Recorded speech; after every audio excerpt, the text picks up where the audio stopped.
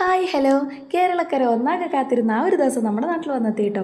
ഒരു രക്ഷയില്ലാത്ത മഴയായിരുന്നു കൈസ്. വൈകുന്നേരം ആയപ്പോൾ നമ്മൾ ഭയങ്കര ചൂടെടുത്തിരിക്കുന്ന സമയത്തായിരുന്നു നമ്മുടെ മഴയാശൻ്റെ എൻട്രി. എന്തായാലും നല്ലൊരു മഴ തന്നെയായിരുന്നു. ഇത് നല്ലതിനാണോ ചീത്തയ്ക്കാണോ എന്ന് കണ്ടറിയാം. മഴയൊക്കെ തോന്നുന്നു ഫ്രണ്ടിലോട്ട് നോക്കിയപ്പോൾ മുഹമ്മദാക്കായും ഷംനാത്തായും തോടിൻ്റെ കരയിൽ നിന്ന് ആ ഇരയും എല്ലാം തോണ്ടി ആ വെള്ളത്തിലോട്ട് തന്നെ ഒഴുക്കി വിടുന്നു.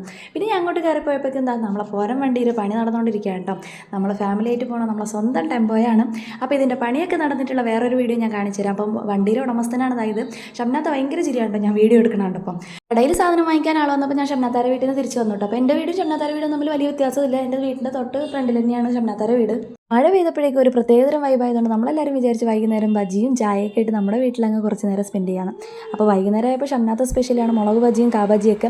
ഷംനാത്ത ഞെരിച്ച് ബജിയൊക്കെ പൊരിക്കുകയാണ് കേട്ടോ. വെളിയിൽ അടുപ്പിലിട്ടിട്ടാണ് പൊരിക്കുന്നത്. സത്യം പറഞ്ഞാൽ ഗ്യാസിൻ്റെ ക്ഷാമവും കൂടെ ഉള്ളതുകൊണ്ടായിരുന്നു കേട്ടോ ഇങ്ങനെ ഒരു തീരുമാനം എടുത്തത്. എന്തായാലും അത് ഉപകാരപ്പെട്ടു. നമ്മളെല്ലാവരും കൂടെ വെളിയിലിരുന്ന് പൊരിച്ചപ്പോൾ വെളിയിലെ കാഴ്ചകളുമായി നമുക്കൊരു വൈബും കൂടെ ആയിട്ടാണ്. എന്തായാലും ഒരു സന്തോഷം തന്നെയായിരുന്നു. നമ്മുടെ ആമിയും പാത്തും എല്ലാവരും ഉണ്ടായിരുന്നു. പിന്നെ അവർ ബജിയൊക്കെ പൊരിക്കുന്ന സമയത്ത് ഞാൻ വിചാരിച്ച് ചായ ഇടാന്ന്. അപ്പോൾ ഞാൻ ചായ ഇടുന്ന ഒരു തിരക്കിലായിരുന്നു. അപ്പോൾ നമ്മുടെ ചായ റെഡിയായി. ചായ കുടിക്കാത്തവർക്ക് വെറും ചായയും കൂടെ ഇട്ടിട്ടുണ്ടായിരുന്നു കേട്ടോ. അപ്പോൾ ചായയും ബജിയും എല്ലാം റെഡിയായി. ഓരോ ഗ്ലാസ്സിൽ ചായയൊക്കെ ഒഴിച്ച് വെച്ചു. പിന്നെ വെളിയിലെ സിറ്റൗട്ടിൽ കൊണ്ടുവച്ച് എല്ലാവരും കൂടെ കുടിച്ചു കേട്ടോ. അപ്പോൾ വെളിയിലെ വൈബുമായി.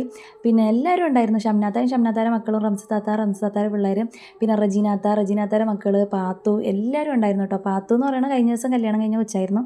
അപ്പോൾ ഇന്നത്തെ വീഡിയോ ഇത്രയൊക്കെ ഉള്ളൂ കേട്ടോ. അടുത്തൊരു വീഡിയോയുമായി വരുമ്പോൾ ടാറ്റാ.